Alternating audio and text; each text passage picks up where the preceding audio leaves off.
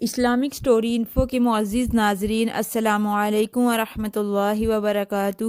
امید کرتی ہوں کہ آپ سب خیریت سے ہوں گے۔ آج کی ویڈیو میں ہم آپ کو جگر گوشہ رسول حضرت سیدنا زینب رضی اللہ تعالی عنہا کے بارے میں کچھ انفارمیشن دیں گے۔ تو آپ تمام ویور سے گزارش ہے کہ آپ لوگ اس ویڈیو کو پورا دیکھیے گا۔ یہ ویڈیو آپ کے لیے بہت زیادہ فائدہ مند ہونے والی ہے۔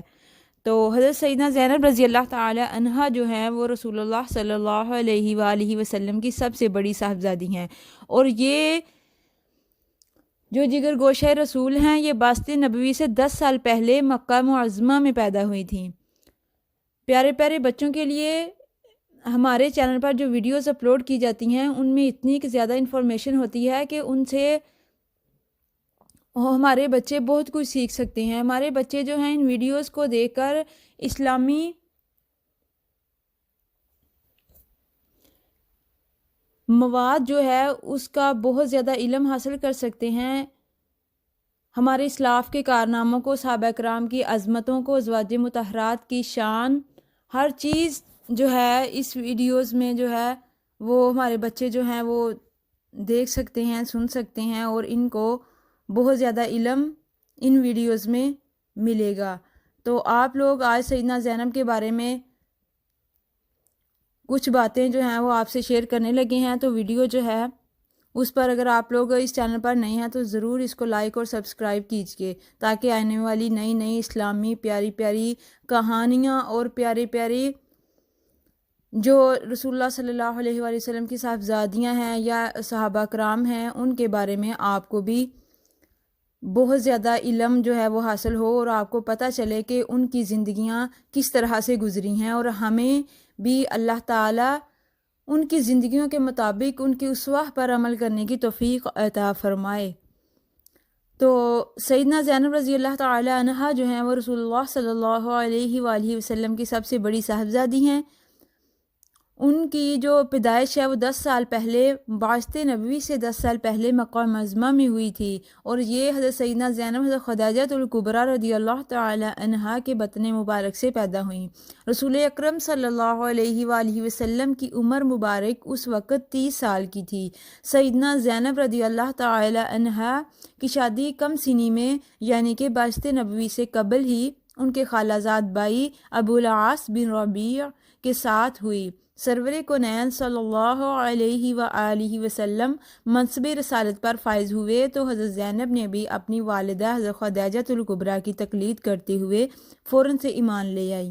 بعثت کے بعد جب توحید کی دعوت کا عام آغاز ہوا تو کفار مکہ نے سرور کائنات صلی اللہ علیہ وآلہ وسلم اور ان کے ساتھی جتنے بھی دعوت حق پر لبیک کہنے والے تھے ان پر اتنے مظالم ڈالنے شروع کر دیے کہ ان کی کوئی انتہا نہ رہی۔ سیدنا زینب اپنے پدر گرامی یعنی کہ نبی صلی اللہ علیہ وآلہ وسلم کو اور دوسرے اہل حق جو تھے ان کے ساتھ کفار کی اس بدسلوکی کو دیکھتی تو بہت زیادہ رنجیدہ ہوتی، بہت زیادہ روتی۔ ایک غامدی کا بیان ہے کہ میں اور میرے والد حج کرنے کے لیے ایک دفعہ مکہ میں گئے۔ ہم مینا میں گئے تو وہاں پر ایک بہت بڑا جو مجمع لگا ہوا تھا، تو جب وہ غامدی بیان کرتا ہے کہ جب ہم نے دریافت کیا تو ہمیں پتہ چلا کہ یہاں پر ایک صحابی نعوذ باللہ یعنی کہ ایک بد مذہب جو کہ اپنے مذہب سے پھر چکا ہے، وہ اپنی دین کی جو ہے وہ اشاعت کر رہا ہے، اس کی تبلیغ کر رہا ہے، یعنی کہ نبی پاک صلی اللہ علیہ وآلہ وسلم کو لوگ صحابی کہہ رہے تھے جو کفار تھے نعوذ باللہ۔ تو انہوں نے وہ جو غامدی ان کا نام حارث تھا وہ کہتے ہیں کہ ہم بھی مجمع میں گئے اور دیکھا کہ رسول اللہ صلی اللہ علیہ وآلہ وسلم لوگوں کو توحید کی دعوت دیتے ہیں۔ مشرکین آپ صلی اللہ علیہ وآلہ وسلم کی ہر بات کو کاٹتے جا رہے ہیں، آپ صلی اللہ علیہ وآلہ وسلم کو گالیاں اور دھکے دے رہے ہیں۔ جب بہت سا دن گزر جاتا ہے تو ایک خاتون جو ہے وہ اپنے ہاتھ میں پانی کا برتن لیے اور ایک رومال لیے وہاں پر آتی ہے، اور وہ اس بدسلوکی کو دیکھ کر جو مشرکین مکہ مجمع میں آپ صلی اللہ علیہ وآلہ وسلم کے ساتھ کر رہے تھے رونے لگتی ہیں، اور اس سے وہ جو پانی ہوتا ہے نبی پاک صلی اللہ علیہ وآلہ وسلم اس پانی سے وضو کرتے ہیں اور اس خاتون سے کہتے ہیں بیٹی صبر کرو اور اپنے باپ کے ستائے جانے کا کچھ خیال نہ کرو، یہ دن ہمیشہ اسی طرح نہیں رہیں گے۔ تو وہ جو غامدی تھا جس کا نام حارث تھا، وہ کہتا ہے کہ میں نے دریافت کیا کہ یہ خاتون کون ہے؟ میں نے پوچھا لوگوں سے، تو لوگوں نے بتایا کہ یہ تو بنت محمد صلی اللہ علیہ وآلہ وسلم اور جگر گوشہ رسول حضرت سیدنا زینب رضی اللہ تعالی عنہا ہے۔ ایک حضور صلی اللہ علیہ وآلہ وسلم کی دو صاحبزادیاں حضرت رقیہ اور ام کلثوم جو ہیں وہ ابو لہب کے دو بیٹوں کے نکاح میں تھیں، تو انہوں نے اپنے باپ کے کہنے پر دونوں صاحبزادیوں کو رخصتی سے پہلے طلاق دے دی۔ تو مطلب کہ جب کفار مکہ جو تھے ان کے مظالم حد سے بڑے ہوئے تھے، تب رسول اللہ صلی اللہ علیہ وآلہ وسلم کی دو صاحبزادیاں جو تھیں وہ ابو لہب کے دو بیٹوں کے ساتھ نکاح میں تھیں، تو کفار جو تھے وہ ان کو اکساتے تھے کہ آپ وہ جو ہے ہمارے دین سے پھر چکا ہے، اس شخص کی بیٹیوں کے ساتھ آپ شادی کر رہے ہیں۔ تو انہوں نے جو ہے ان کو منع کر کے تو ابو لہب کی دونوں بیٹوں سے ان کو طلاق دلوا دی۔ تو پھر لوگ جو ہیں وہ ابو العاص یعنی کہ سیدنا زینب کے جو خاوند تھے ان کو بھی اس بات پر اکسانے لگے کہ آپ بھی سیدنا زینب کو طلاق دے دیں۔ تو ابو العاص جو تھے وہ حضرت زینب کے ساتھ بہت زیادہ محبت کرنے والے تھے، تو انہوں نے کہا کہ میں بالکل بھی ان کو طلاق نہیں دوں گا۔ حضرت زینب سے وہ بہت زیادہ اچھا سلوک کرتے تھے، تب وہ ابھی ایمان نہیں لے کر آئے تھے، اس وقت کی بات ہے۔ تو حضور صلی اللہ علیہ وآلہ وسلم نے ابو العاص کہ جو اس فعل کو مطلب کہ جو انہوں نے کہا کہ حضرت زینب مجھ سے بہت محبت کرنے والی ہیں، بہت اچھی وفادار بیوی ہیں اور میں اس کو طلاق نہیں دوں گا، تو رسول اللہ صلی اللہ علیہ وآلہ وسلم نے ابو العاص کے اس عمل کو بہت زیادہ سراہا، اس کی بے پناہ تعریف فرمائی۔ باوجود اتنی شرافت اور نیک نفسی کے ابو العاص بعض موانع کی بنا پر اپنی آبائی مذہب جو ہے وہ ترک نہ کر سکے، مطلب کہ اتنی شرافت اور اتنی نیک نفسی کے باوجود بھی جو ہے وہ اپنا آبائی مذہب جو ہے وہ ترک نہ کر سکے، حتیٰ کہ رسول کریم صلی اللہ علیہ وآلہ وسلم جو ہیں وہ ہجرت کر کے مدینہ تشریف لے گئے۔ حضرت زینب ان دنوں اپنے سسرال میں تھیں۔ غزوہ بدر کے میدان میں جب حق اور باطل کا جو پہلا معرکہ ہوا، اسلام کا جو پہلا معرکہ غزوہ بدر تھا، اس میں جب حق غالب رہا اور قریش مکہ کے بہت سے آدمی مسلمانوں کے ہاتھ گرفتار ہو گئے، تو ان میں ایک شخص ابو العاص سیدنا زینب کے خاوند بھی تھے۔ تو ابو العاص جو تھے وہ جب قیدی ہو کر آئے تو رسول اللہ صلی اللہ علیہ وآلہ وسلم کہ ایک صحابی انصاری حضرت عبداللہ بن جبیر جو تھے، انہوں نے ان کو اسیر کیا تھا۔ اہل مکہ نے جب یہ خبر سنی تو انہوں نے اپنے قرابت داروں اور قیدیوں کو رہائی کے لیے حضور صلی اللہ علیہ وآلہ وسلم میں زر فدیہ بھیجا، یعنی کہ لوگ اپنے عزیز و اقارب کی رہائی کے لیے فدیہ بھیجا تاکہ رسول اللہ صلی اللہ علیہ وآلہ وسلم وہ فدیہ جو ہے وہ قبول کر لیں اور قیدیوں کو رہا کر دیں۔ تو حضرت سیدنا زینب کے جو خاوند تھے ابو العاص، وہ بھی اس غزوہ میں قیدی ہو چکے تھے، لہٰذا حضرت زینب جو تھیں انہوں نے اپنے گلے کا ہار جو ہے وہ ہار جو تھا وہ یمنی عقیق کا ہار تھا، تو اس ہار کو انہوں نے اپنے شوہر کی رہائی کے لیے بھیجا۔ تو وہ ہار حضرت خدیجہ الکبریٰ نے شادی کے وقت حضرت سیدنا زینب کو بطور تحفہ عطا کیا تھا۔ تو جب رسول اللہ صلی اللہ علیہ وآلہ وسلم کی خدمت میں یہ ہار پیش کیا گیا تو حضور صلی اللہ علیہ وآلہ وسلم کو حضرت خدیجہ الکبریٰ کی یاد آ گئی اور وہ بہت زیادہ غمگین ہو گئے اور رونے لگ گئے۔ پھر آپ صلی اللہ علیہ وآلہ وسلم نے صحابہ کرام سے مخاطب ہو کر فرمایا، اگر مناسب سمجھو تو یہ ہار زینب کو واپس بھیج دوں، یہ اس کی ماں کی نشانی ہے۔ ابو العاص کا فدیہ صرف یہ ہے کہ وہ مکہ جا کر زینب کو فوراً مدینہ بھیج دے۔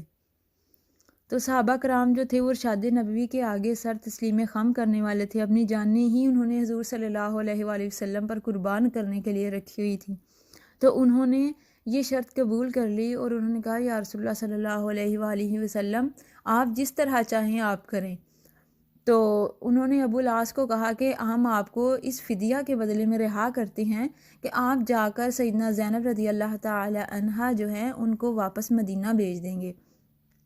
تو حضرت ابو العاص جو تھے انہوں نے یہ شرط قبول کر لی اور وہ ہار جو تھا سیدنا زینب کو واپس بھیج دیا۔ اللہ تعالیٰ ان کے درجات کو بلند فرمائے، اللہ تعالیٰ ان کے صدقے میں ہماری بھی مغفرت فرمائے۔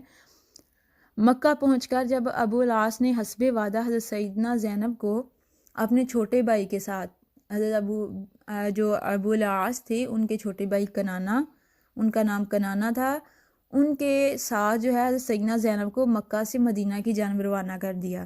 کیونکہ وہ تو وعدہ کر کے آئے تھے کہ میں جاتے ہی ان کو مدینہ واپس بھیج دوں گا۔ تو جب ان کو اپنے بھائی کے ہمراہ مدینہ روانہ کیا تو کفار کو اس بات کا معلوم پڑ گیا، تو انہوں نے کہا کہ رسول اللہ صلی اللہ علیہ وآلہ وسلم کی بیٹی مدینہ جا رہی ہے۔ تو انہوں نے کنانا بن ربی یعنی کہ حضرت ابو العاص کے بھائی کنانا جو تھے حضرت زینب کو لے کر مدینہ کی طرف جا رہے تھے، ان کا تعاقب کیا اور ایک مقام پر، جس مقام کا نام ذی طوا ہے، اس مقام پر جا کر ان کو گھیر لیا۔ حضرت سیدنا زینب اپنے اونٹ پر سوار تھی۔ کفار نے بہت زیادہ بدسلوکی کی اور کفار کی ایک جماعت میں سے ایک شخص جس کا نام حبار بن اسود تھا، حبار بن اسود نے حضرت زینب کو اپنے نیزے سے زمین پر گرا دیا۔ استغفر اللہ، اللہم اغفر لی۔ تو انہوں نے جب حبار بن اسود نے حضرت زینب کو اپنے نیزے سے زمین پر گرایا تو وہ اس وقت امید سے تھی، تو حضرت زینب کو بہت زیادہ چوٹ آئی، یہاں تک کہ حضرت زینب کا حمل جو تھا وہ بھی ساقط ہو گیا۔ اس پر کنانا جو حضرت زینب کے دیور تھے انہوں نے غضبناک ہو کر ترکش سے تیر نکال لیے اور کہا کہ جو بھی شخص آگے بڑھے گا میں اس کو اس تیر کی نظر کر دوں گا، تو اسے اس تیر کے ساتھ جو ہے میں چھلنی کر دوں گا۔ اسی اسنا میں وہاں پر جو قریش کے رئیس ابو سفیان تھا، قریش کا ایک سردار ابو سفیان تھا، وہ آیا اور انہوں نے کہا کہ اے بھتیجے، میں اپنا جو تیر ہے وہ روک لو، میں تم سے کچھ بات کرنا چاہتا ہوں۔ تو کنانا نے پوچھا کہ کہو کیا کہنا چاہتے ہو؟ تو ابو سفیان نے کنانا کو کہا کہ اس کے کان میں کہا کہ محمد صلی اللہ علیہ وآلہ وسلم کے ہاتھوں ہمیں اتنی ذلت و رسوائی ہوئی ہے، یعنی کہ غزوہ بدر میں ان کو اتنے قیدی ان کے جو ہے وہ قید ہو چکے تھے، اتنے آدمی ان کے قید ہو گئے اور پھر ان کو شکست ہوئی، تو انہوں نے اس بات کی جو ہے وہ ان کو بتاتے ہوئے کہا کہ ہمیں اتنی ذلت و رسوائی ہوئی ہے اور تم اس چیز سے بخوبی آگاہ ہو کہ ہمیں کس طرح سے مطلب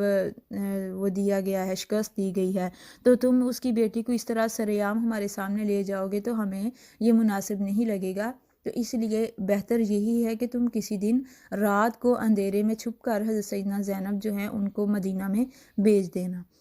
تو لہٰذا کنانا نے جو ہے وہ سردار ابو سفیان کی بات مان لی اور پھر انہوں نے حضرت زینب کو واپس مکہ لے کر چلے گئے، اور جب کچھ دن مطلب گزرنے کے بعد جو ہے وہ ایک رات کو چپکے سے زینب کو ساتھ لے کر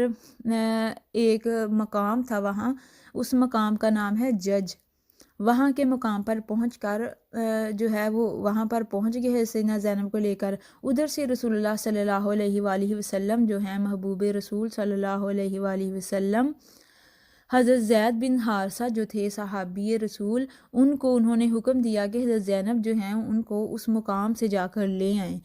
تو حضرت زید بن حارثہ جو تھے وہ جج کے مقام پر پہنچے، تو وہاں سے کنانا نے جو ہے حضرت زینب کو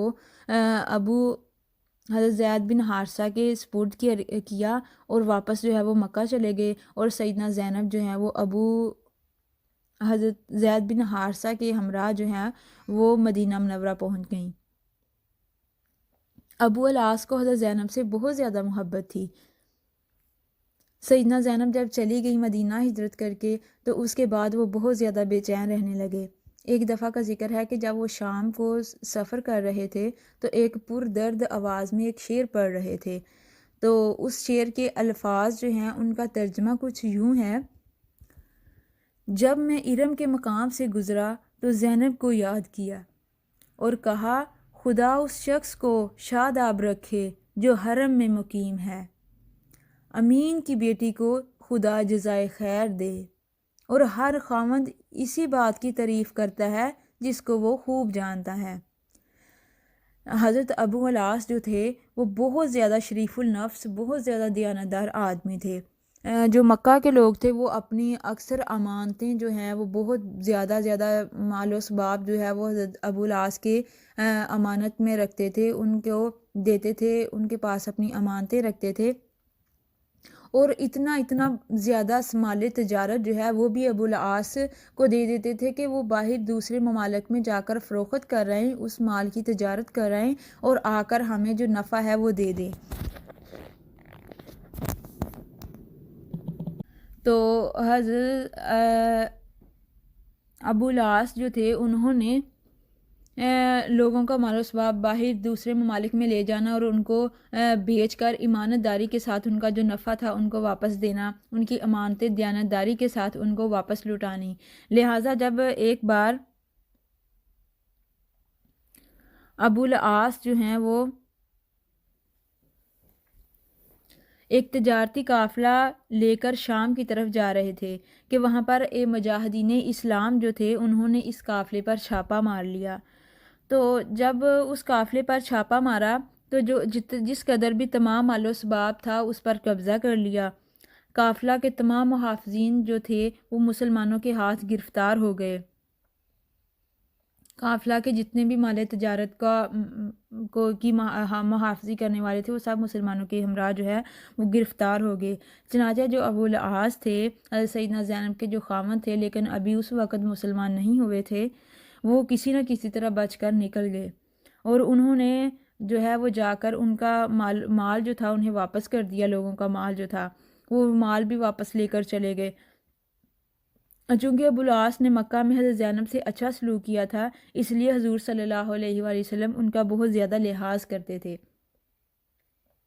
آپ صلی اللہ علیہ وآلہ وسلم نے فرمایا کہ اگر تم ابو العاص کا مال واپس کر دو، یعنی کہ حضرت ابو العاص جو تھے وہ تو کسی نہ کسی طرح بچ کر نکل گئے لیکن چلے گئے، لیکن جو ان کا مال تھا وہ لوگوں کی امانتیں لے کر، لوگوں کا مال تجارت لے کر دوسرے مالک میں جا رہے تھے تو وہ مسلمانوں کے قبضے میں آ گیا۔ تو نبی کریم صلی اللہ علیہ وآلہ وسلم چنانچہ جانتے تھے کہ حضرت ابو العاص جو تھے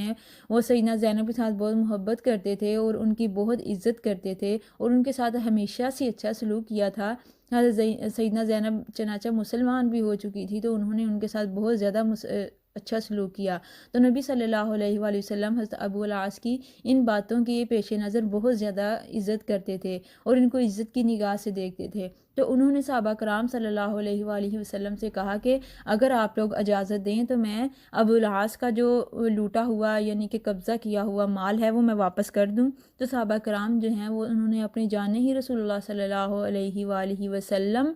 پہ قربان کرنے کے لیے رکھی ہوئی تھی۔ ان کا سونا اٹھنا بیٹھنا ہر کام ہر چیز جو ہے وہ رسول اللہ صلی اللہ علیہ وآلہ وسلم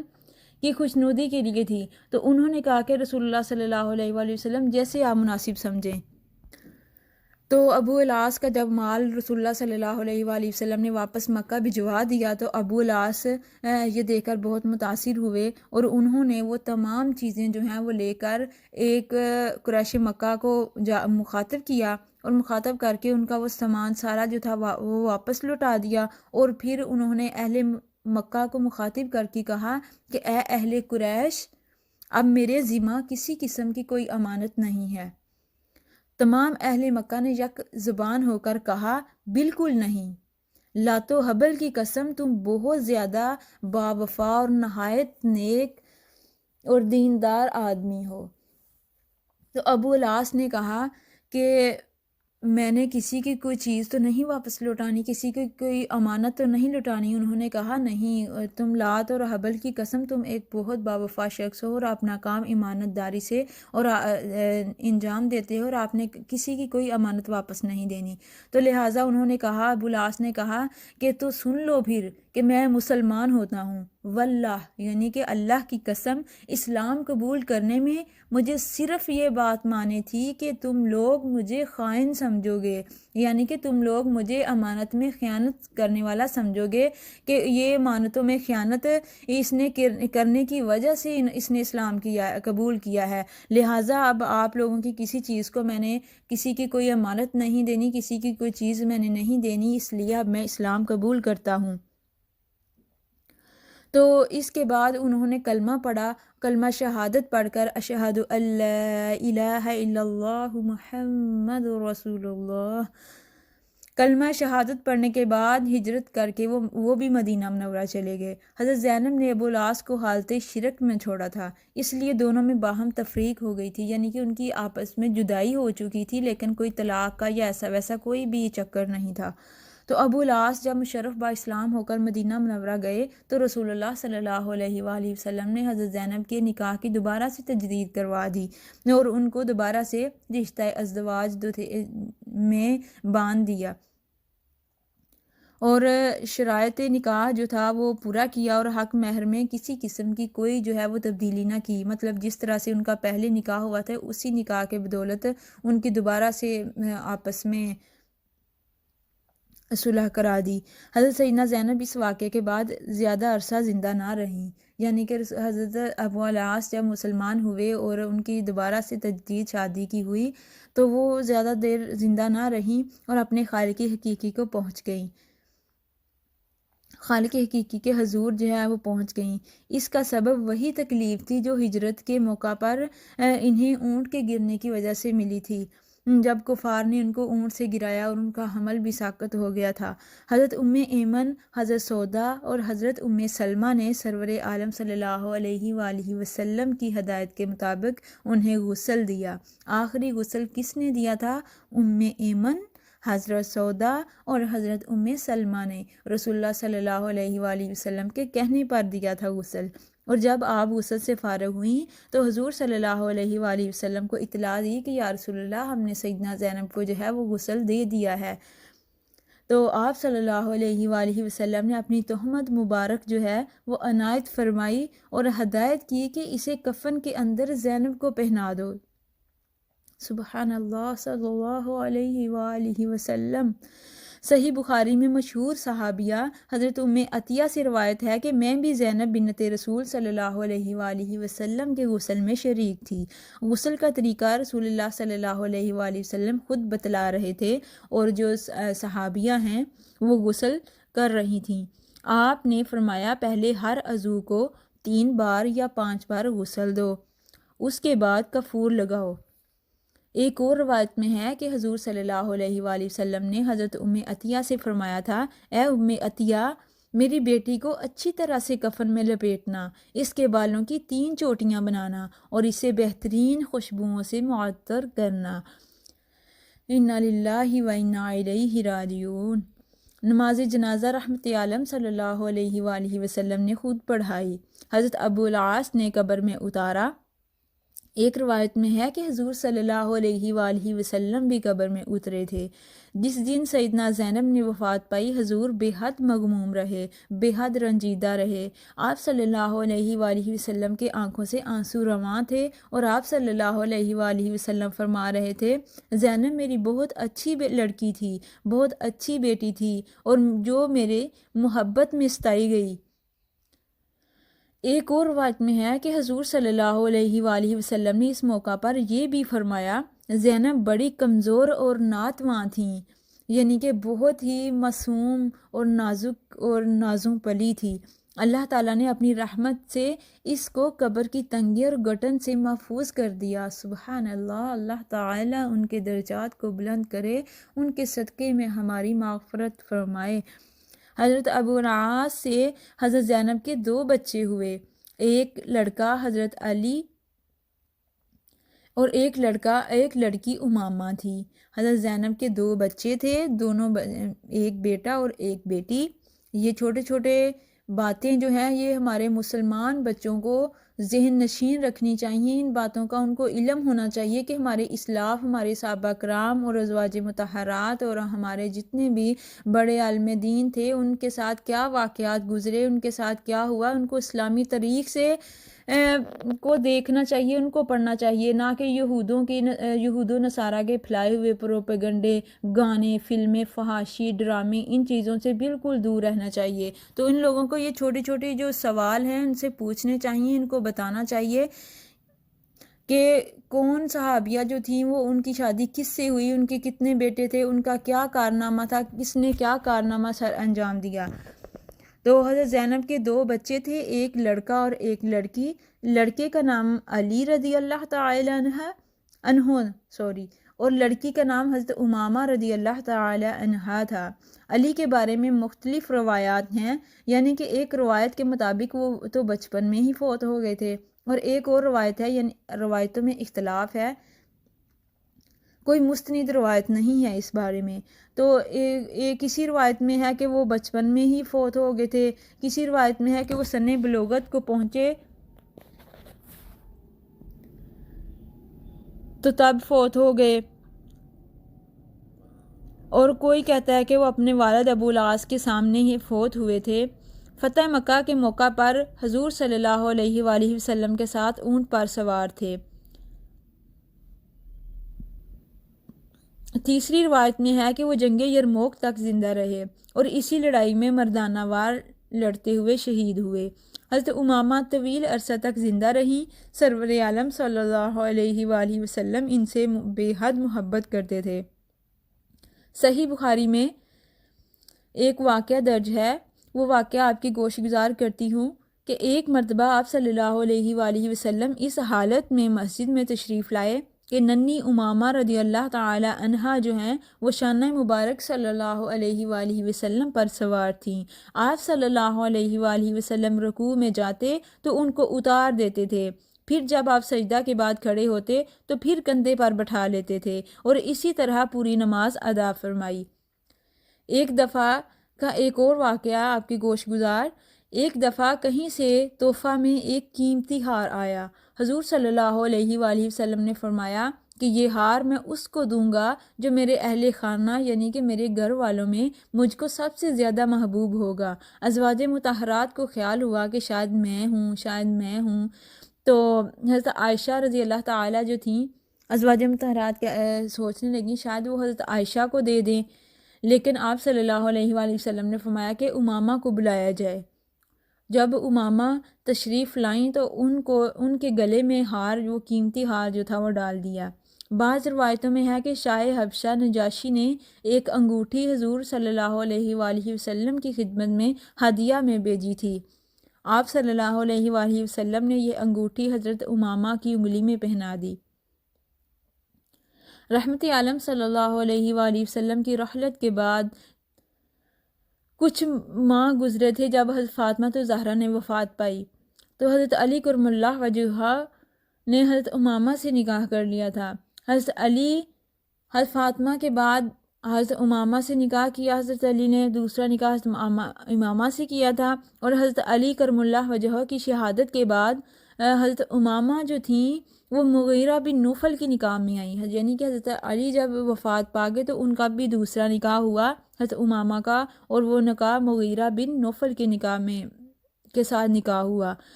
تو ان سے ایک لڑکا پیدا ہوا تھا حضرت امامہ کا، اور وہ لڑکے کا نام تھا یحییٰ۔ بعض روایتوں میں ہے کہ حضرت امامہ کے ہاں کوئی اولاد نہیں، اور ان کا جو ہے انتقال مغیرہ کے گھر میں ہی ہو چکا تھا۔ تو حافظ ابن عبد البر رحمۃ اللہ علیہ نے لکھا ہے اپنی ایک کتاب میں کہ زینب کے شوہر ابو العاص جو تھے ان کی وفات جو ہے وہ 13 ہجری میں ہوئی۔ انا للہ و انا الیہ راجعون۔ اللہ تعالی ہمیں نیک کام کرنے کی توفیق عطا فرمائے، اللہ تعالی ہمیں نماز پنجگانہ کی توفیق عطا فرمائے، قرآن پاک کی کثرت سے تلاوت کرنے کی توفیق عطا فرمائے، اسوہ رسول صلی اللہ علیہ وآلہ وسلم پر عمل کرنے کی توفیق عطا فرمائے۔ جزاک اللہ خیرا۔